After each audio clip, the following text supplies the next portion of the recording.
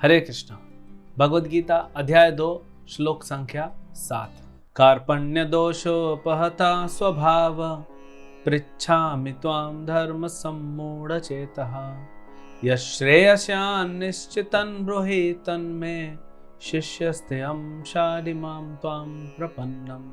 अब मैं अपनी कृपण दुर्बलता के कारण अपना कर्तव्य भूल गया हूं और सारा धैर्य खो चुका हूं।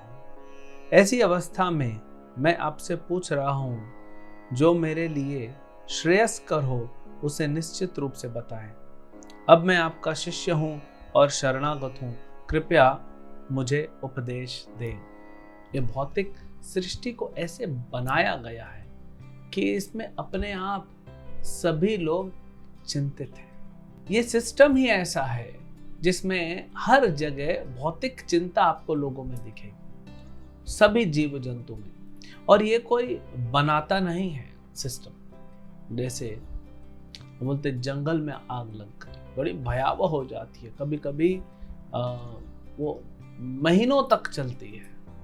जैसे हमने देखा था 2 साल पहले, करीब 2-2.25 साल पहले ऑस्ट्रेलिया में आग लगी थी। भयावह, बोलते हैं 5 करोड़ से ज्यादा पशुओं की उसमें मृत्यु हो गई। अब वो किसने लगाया?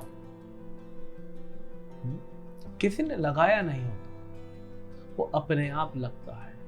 स्पेशली जब गर्मी का मौसम आता है और वृक्ष हवा के कारण उनके जो डालियां हिलती हैं उसमें घर्षण होता है, उससे अग्नि उत्पन्न हो जाती है। वैसे ही ये संसार में, इसीलिए संसार को संसार दावानल कहा गया। ये जंगल की आग जैसा है। हर व्यक्ति आपको चिंतित दिखेगा, छोटे बच्चे से लेकर वृद्ध तक सबको ये संसार में चिंता है। भगवान 8वें अध्याय में बताते हैं दुखालयम अशाश्वतम। ये संसार डिजाइन किया गया है क्योंकि यह जेल है। जेल में आपको सुख सुविधा के लिए नहीं भेजा जाता है, वो पिकनिक की जगह नहीं है, वो सुधार की जगह है। ऐसे ही ये भौतिक संसार हमारे सुधार के लिए बनाया गया है। तो यहाँ पे 2 शब्द आते हैं, कृपण और ब्राह्मण। क्योंकि अर्जुन बोलते हैं कार्पण्य दोषो पहता स्वभाव। ये मेरी कृपणता के कारण भगवान ने कुछ श्लोक पहले 3 नंबर श्लोक में कहा था, शूद्रम हृदय दौर्बल्यम। ये तुम्हारा हृदय दुर्बल हो गया है। यहाँ पे वही अर्जुन बोल रहे हैं कि दुर्बलता के कारण, और दुर्बलता क्यों उत्पन्न हुई है? कृपणता से। तो कृपण और ब्राह्मण में क्या फर्क होता है?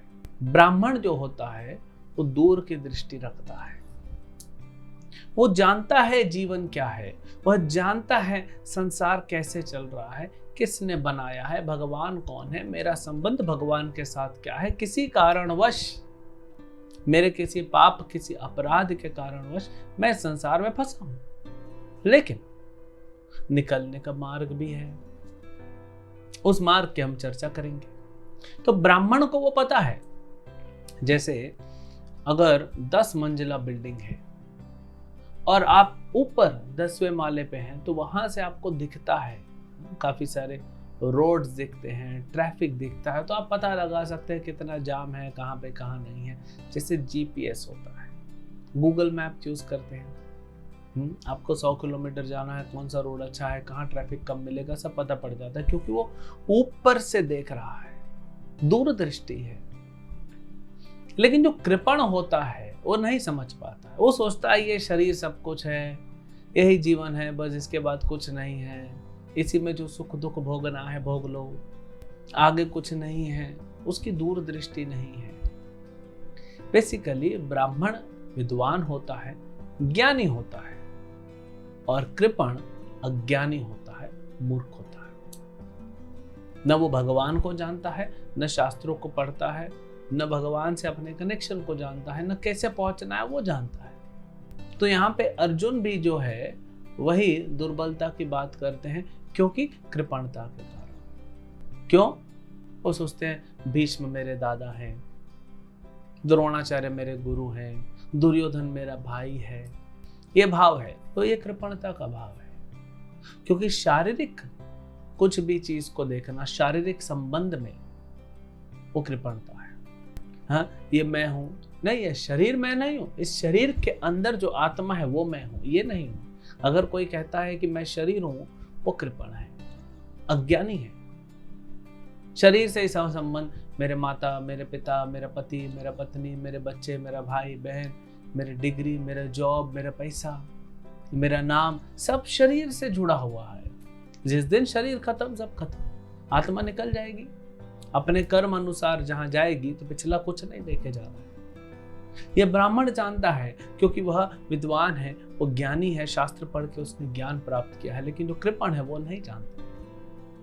इसीलिए कृपण को ब्राह्मण कैसे बनना है, ये हमने जो पहले बात की कि भौतिक संसार में चिंताएं रहती हैं, इससे कैसे मुक्त होना है। तो शास्त्र उसका उपाय देते हैं कि गुरु के पास जाएं। एक कृपण भी ब्राह्मण बन सकता है अगर वह प्रामाणिक गुरु के पास जाए और शरणागत हो। गुरु के पास जाने से क्या होगा? प्रामाणिक गुरु के पास, किसी भी गुरु के पास नहीं। तो ये जिम्मेदारी हमारा है पता लगाना कि क्या होती है क्वालिफिकेशन या एलिजिबिलिटी प्रामाणिक गुरु की। कौन होता है प्रामाणिक गुरु? तो प्रामाणिक गुरु वह है जो भगवान से प्रारंभ हुई परंपरा में शिक्षा प्राप्त करते हुए आ रहा है। यानी गुरु जो है, उनके गुरु, ये परंपरा भगवान कृष्ण तक जुड़ी है, तब वो प्रामाणिक माना जाएगा, क्योंकि कृष्ण ओरिजिनल सोर्स है, वहीं से सब कुछ आ रहा है। अगर कहीं और से जुड़ा है गुरु परंपरा, तो ज्ञान कहीं और से आएगा, हो सकता है सही ना हो, चांसेस कम है। तो कृष्ण से जुड़ा होना चाहिए, तो वो होता है प्रामाणिक गुरु। ऐसे प्रामाणिक गुरु के पास जाके शरणागत होके, इनकी सेवा करके, इनसे पूछना चाहिए कि कैसे मैं कृपणता से ब्राह्मणता की ओर बढ़ूं। उससे क्या होगा? उससे संसार में रहते हुए आप देख सकेंगे क्या सही है, क्या गलत है, क्या धर्म है, क्या अधर्म है। ये नहीं बोल रहे हैं भगवान अर्जुन को कि ये तुम्हारा परिवार नहीं है, ये परिवार है, ये तुम्हारा ही परिवार है। लेकिन ये सोच लेना कि भीष्म शरीर है, द्रोण शरीर है, ये गलत है।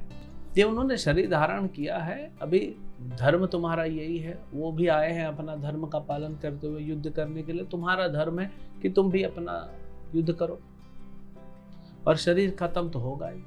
वो इसी अध्याय में आगे बताएंगे, जिसका जन्म हुआ है उसकी मृत्यु निश्चित है। तो यहाँ पे 5 तर्क देने के बाद अर्जुन परेशान हो गए। कई बार ऐसा होता है कि आपको लगता है कि आपके पास पूरा ज्ञान है, सारे आइडियाज हैं, और आप अपना पूरा ज्ञान बोल देते हो दूसरों को, लेकिन फिर भी एक सेल्फ डाउट होता है, क्या ये सही है कि जो मैं कर रहा हूं? मैंने कह तो दिया, लेकिन क्या ये सही है? कंफ्यूजन होता है। तो अर्जुन ने 5 पॉइंट रख तो दिए, लेकिन सेल्फ डाउट हो गया, कंफ्यूजन हो रहा है, क्या ये सही है? क्या जो मैं बोल रहा हूं सही है? नहीं, तो अभी भी कंफ्यूज्ड है। तो कंफ्यूजन जो है वो जन्म देती है ज्ञान को, अगर प्रामाणिक गुरु से संबंध हो तो अर्जुन ने क्या किया? हाँ, ये बुद्धिमान अर्जुन है, उसने क्या किया? कृष्ण को, वो जानता है भगवान है कृष्ण को अपना गुरु बना लिया। शिष्यस्तेहं शाढ़िमां प्रपन्नम, कि मैं अब से आपका शिष्य हूं। अभी दोनों कैसे हैं? मित्र हैं। तो मित्र तो है, मित्र रहेंगे, मित्रता तो रहेगी, लेकिन जो अर्जुन है, अब उसने क्या सोचा? मित्रता अपनी जगह है, लेकिन कृष्ण के पास पूर्ण ज्ञान है, क्योंकि परम भगवान है। तो क्यों न मैं जो कंफ्यूज्ड हूं, इस परिस्थिति में जगत गुरु कृष्ण को समर्पित कर दूं। तो एक मित्र अब एक शिष्य का रोल कर रहा है और वो चाहता है कि भगवान भी गंभीर बने, गुरु के रोल में आ जाए। ऐसे नहीं कि ये गंभीर हो जाए और भगवान अभी भी मित्र माने न बताएं।